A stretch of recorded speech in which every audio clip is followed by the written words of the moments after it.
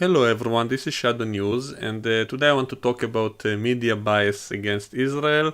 I always find it funny when I see people online accusing the Jews or Israel of controlling the media, and they claim that the media is on Israel's side. And I find it totally ridiculous because, from my perspective, it's totally the opposite. I think the media in most countries is very biased against Israel, and I'm not even sure why. Maybe it's just ignorance. Maybe forces which are pulling the strings in the media and so on. Because again, from my perspective, I think most times I see the media is totally biased against Israel. And especially with everything that has to do with the Palestinians. Now, the conflict between Israel and Palestine, it's not black and white. I admit that. I say that both sides have some share of the guilt. Israel did a lot of mistakes with that whole thing, and it should have done a lot more to try to avoid some of the stuff that is now happening. So maybe that's part of the reason, maybe because people realize it's not black and white, and so they don't pick sides, or they pick the other side because they view the other side as being weaker.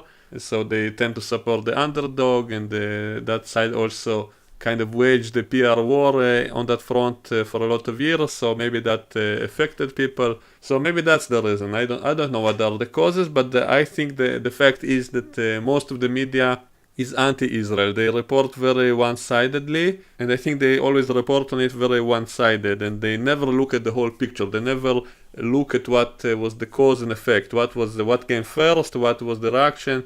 And part of it is just ignorance. I mean, they don't really look at the whole picture. They don't look at exactly what happened. They often don't report about the stuff that happens when the Palestinians attack Israel. Almost no one is reporting about it, and if they do report it, it's always kind of twisted. And usually they only start reporting about it after Israel retaliates. So there was some kind of terror attack, no one is reporting about it anywhere, then Israel is doing something in retaliation, and then suddenly everybody reports about it. They only mention the Palestinian side getting hit, and maybe they kind of in a side note they also mention, oh, there was also an attack against Israelis, but they kind of mention it together, so it's not really clear what came first. And sometimes I understand that because it's kind of all happening very fast, and there also is a degree of a cycle of violence, meaning you can go back and back and back endlessly, and you find the other side doing something to the other.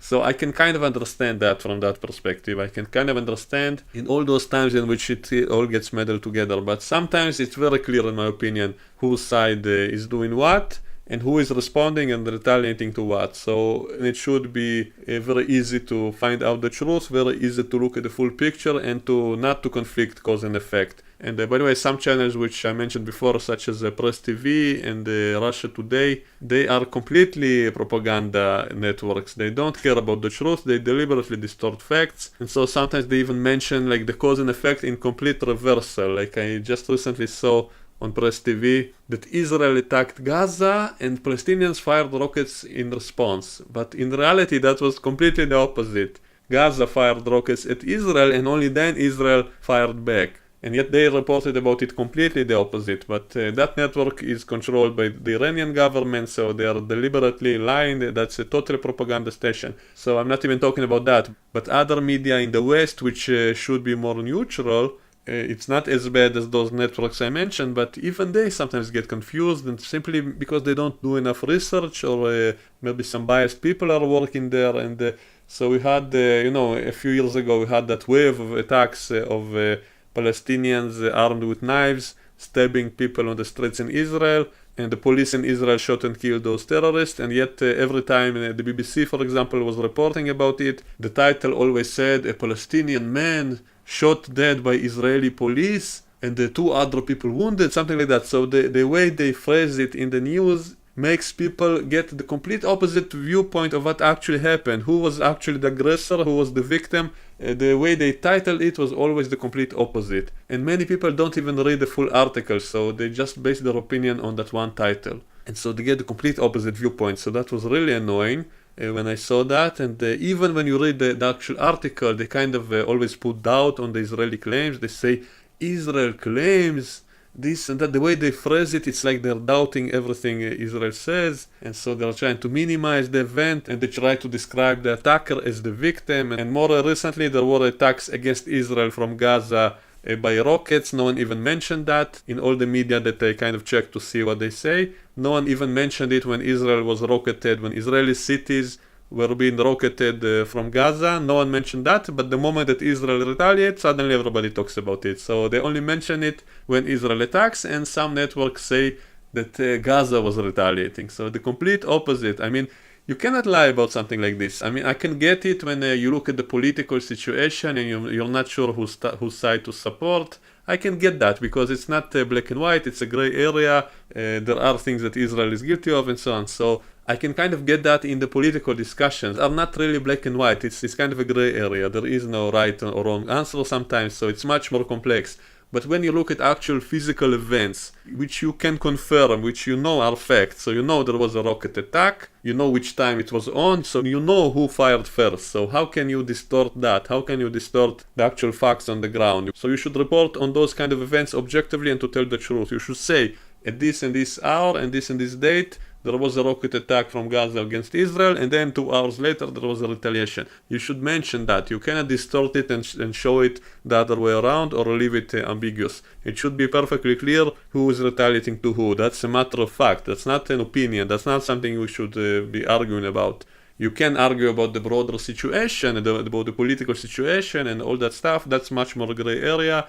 And that's where I think opinions are varied and should be varied, and that there can be a debate on that. That's all fine. But when you discuss actual events, actual physical, provable events, why are you distorting that? So I just don't get it. Either it's ignorance, laziness, or bias, or bigotry, or someone pulling the strings for propaganda purposes. So from what I see on these types of events, security events, it's always the other way around. It's always illogical.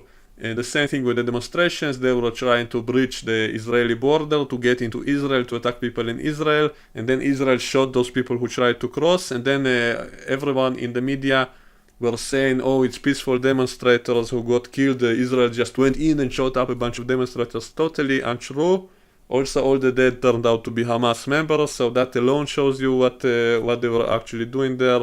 And unfortunately, Hamas keeps playing these games to score PR points, and they are succeeding because all the media falls for it. They fall for their tricks, they make a big show for everybody, and everybody believes it. When in reality, they are the aggressors. And if you look at the bigger picture, and not just in a microscope view in this situation, you look at what's actually happening, you'll get a completely opposite viewpoint. And no one in the media even mentions all the kite terror attacks from Gaza, which, by the way, if they mention it, they probably say it's a retaliation because of what Israel did to those so-called demonstrators. They will say that it started after, but that will be another lie, because actually those kites, they started on the same day that those riots started, and that was before all the casualties. They started doing that from the first day that they approached the border. Some of them started launching all those kites with swastika symbols on them and carrying all kinds of incendiary devices to cause fires in Israel. Which worked, and after that they started doing that more and more. So it started before all that incident with shooting up the rioters who tried to breach the border. It was started before that. No one even mentions that.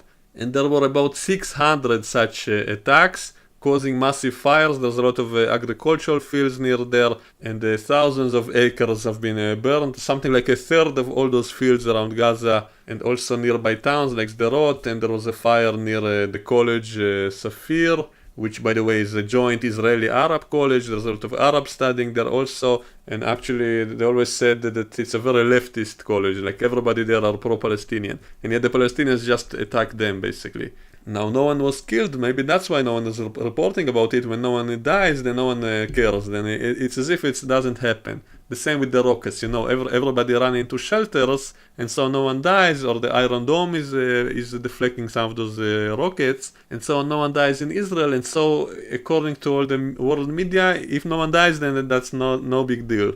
Like, one of the rockets fell into a kindergarten, and luckily the kids were not outside at that time. But if there were, there would have been like tens of dead children. Then would you report about it? So why not report about the attempted murder of all those children? You never report about that. And Israel is supposed to apologize for doing a good job defending their citizens. And because of that, Israel is not allowed to retaliate against all those attacks, because no one dies. And so you have a defense system, so you are not allowed to retaliate. So they fire a rocket which costs like $100, and you intercept it with a rocket which costs $50,000, And because of that, you are not allowed to shoot at the launchers because you have them at defense. So what do you want? Yeah, but the problem is they will bankrupt us by simply shooting all those cheap rockets, and we'll have to keep deflecting them with very expensive high-tech weapons and not being allowed to retaliate against the actual people who launched them. So you see the logic in that. And also, the sirens go off even when the rocket doesn't actually hit. And so the entire population of all those cities has to go into shelters and can't go to work, can't go to school and stuff like that. So normal life is impossible. So that's why Israel cannot just pretend everything is okay. It has to retaliate against those kinds of attacks to prevent them. But all the media only looks at the number of casualties. So they see, oh, no one dies in Israel, so Israel is not justified. It's unproportional for Israel to retaliate against rocket attacks. Why don't you complain about the actual rocket attacks causing it? And people say that Israel is starting it, which is complete falsehood. Well, you know that Israel is not bombarding anything in the West Bank, for example, so why not? Maybe it's because there are no rockets coming from there, so why are you describing the situation as if Israel just for fun just flies into Gaza and bombards stuff in Gaza, when obviously the reason is the rockets. So if they don't fire the rockets, there will be no excuse to bombard them. No one will do it if not for the rockets. So this is ridiculous. The way that people are misinformed on this topic is really disturbing, really completely opposite picture of what's actually happening. And now they are trying this new weapon of launching all these kites into Israel to cause massive fires inside Israel. And unfortunately the wind is always from the sea toward Israel, and so that's why they always carry those kites, and they are too small to be detected. And so at first they painted them as the flag of Palestine. Later on they figured out that they should be transparent, that way no one will see them, so that it will be harder to intercept them. And I guess such a kite costs maybe $5, and so they can launch hundreds of them at Israel all the time and to cause massive fires at Israel. And Israel is trying to use all kinds of drones to try to bring them down and stuff like that, but this is a new kind of tactic, and so it will take a while for Israel to come up with a countermeasure. They are actually burning like half of the area around Gaza or the Israeli territory. And I don't even want to hear the word occupation, because there is no occupation. In Gaza, Israel pulled back in 2005, back to the 67 lines back in 2005, so there is no occupation of Gaza. And if you want to complain about the siege, well, the siege is caused by the aggression. If not for the aggression by Hamas against Israel, there would be no siege, no limitation from stuff they can bring in. The only reason for that is to prevent them from bringing in more weapons and more sophisticated rockets and stuff like that. That's the only reason for the so-called siege. Also, they have a border with Egypt. They can simply reunite with Egypt, which, by the way, I think is the only solution now. In the past, I used to support the two-state solution with Israel. I'm not really sure about that anymore, to be honest, and most of the people of Israel are no longer supporting that because of all these terror attacks. People don't want to give up any more lands to these people, and I think they should simply reunite with Egypt. That's the only solution. And why shouldn't it? I mean, they are the same people, they are the same ethnicity, same culture, same religion, same language. They would have no problem at all integrating with Egypt. Egypt has a peace treaty with Israel, so it would be obliged to keep the peace there and to prevent any attacks against Israel. And the Palestinians in Gaza will have free passage into Egypt, so they will be free, they will have everything they need. And it's not a burden to Egypt. Egypt has something like 100 million people, so what's 1 more million for them of their fellow Arab brothers? So what's the problem? Why not do it? The only reason they don't want to do it because they want to keep it Israel's problem, to give Israel a bloody nose all the time. That's the only reason all those Arab states kept the Palestinians in that condition of in-between countries and not belonging to anyone. They wanted to use them as pawns against Israel, to make them angry against Israel. But Israel is not really their enemy. Israel is not the one that caused all of that. If not for all these attacks against Israel, Israel probably would have given them citizenship. If they simply were peaceful, Israel probably would have made them equal citizens, and that's it. They would have a higher quality of life than any other Arabs in the Middle East. Instead, they chose terrorism, they voted for Hamas, all of that. So now they shouldn't complain that Israel no longer agrees to make any deals with them. They will never give them a free passage into Israel again, and will not give them any more concessions of land, and will not give them citizenship and free passage into Israel. So that's simply not going to happen anymore because of what they did. So the only solution is for Gaza to reunite with Egypt, and the Palestinians in the West Bank, the same, they should reunite with Jordan. Now, I'm not saying they should be driven away and leave their actual homes. I'm saying simply open the border and have them be an extension of Egypt and Jordan and be part of those countries while staying in the same place they live. I'm not calling to drive anyone away. I'm simply saying open the border, and that's the most densely populated place. So if you open the border, it will basically save them. Israel will not do that as long as they're so hostile toward Israel. It's simply not going to happen because that would be suicidal. So you can argue about it being the just solution because of the history and stuff like that, but that's irrelevant because simply it will not happen, and they will never be able to defeat Israel militarily or with all this terrorism. It will not work. Israel is too strong and it will stay here, and all it will achieve, all these attacks, it will only achieve more misery for both sides, especially for their side, especially the other side, because Israel is stronger and it will basically kick their ass again and again, so they will only suffer from it even more themselves. So it's pointless to do all of this stuff, so it's time to look at other solutions. So anyway, I just wanted to make this video to get it off my chest. So the media is extremely biased against Israel in all of this, and not knowing all the facts, and sadly very few Israelis make videos in English. I barely see anyone. The only ones I see are all kinds of religious nutcases, which I don't agree with, and they sometimes exaggerate stuff, and also kind of in a propaganda way, and I don't believe in that. I believe in reporting the actual facts. And I do blame Israel itself for some of this mess. I think a lot of it could have been avoided if Israel was smarter about all of this and planning ahead and doing things differently. So I'm not like 100% pro the Israeli government. I'm against a lot of the policies of the Israeli governments, and I may probably make more videos on this in the future.